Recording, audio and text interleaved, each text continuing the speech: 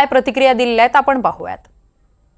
आम्ही सत्तेवर आलं पाहिजे हे स्वारस्य पहिलं पाहिजे, त्यामुळं आमच्या महाविकास आघाडी तिन्ही पक्षामध्ये स्पर्धा लागू नये आणि ते राष्ट्रवादीचे कार्यकर्ते आणि निवडून आलेले आमदार त्यावेळी ठरवतील।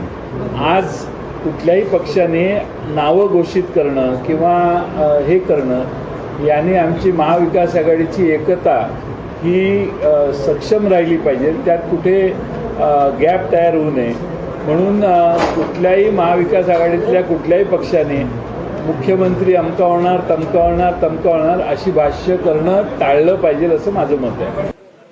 ते काही म्हणू देत, आम्ही काही म्हणू देत, शेवट इंडिव्हिज्युअल वैयक्तिक मत जे आहे ते प्रकट करण्याचा प्रत्येकाला अधिकार आहे। पण महाविकास आघाडीच्या बैठकीमध्ये जे काही ठरेल तो फॉर्म्युला अंतिम असणार आहे। त्यामुळे ती बैठकच झाली नाही तर पुढे लवकरच ती बैठक होईल। जागा वाटपाचा प्रश्न आहे आणि फेस असेल की नाही त्याच्यावरही चर्चा कदाचित करण्याचा विषय आला तर तेही करू। तर या सगळ्या गोष्टी मी वैयक्तिक काही म्हणण्यापेक्षा त्या बैठकीमध्ये हा निर्णय होईल आणि तिथेच आपण चर्चा करून महाविकास आघाडी ठरवेल। मला असं वाटतं अजून तो विषय सध्याच्या घडीला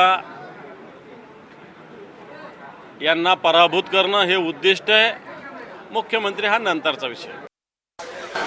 सर, संजय राऊत असं म्हणालेले आहेत की मुख्यमंत्री पदाचा चेहरा द्यावाच लागेल, ज्याच्या जास्त जागा त्याचा मुख्यमंत्री असं कोण म्हणाला। उद्धव ठाकरे यांचं कामकाज मुख्यमंत्री करायला पाहिजे। ठीक आहे, आता हे चर्चेचे विषय आहेत ते आमच्या पातळीवर आम्ही सोडवू। तयारी आहे नाही, आम्ही चर्चेनं हे विषय सोडवू, त्याच्याकरता वेगळं काही बोलण्याची आवश्यकता नाही। महाविकास आघाडी जेव्हा आपण केली त्यावेळेस कोणालाच माहीत नव्हतं काय होणार आहे।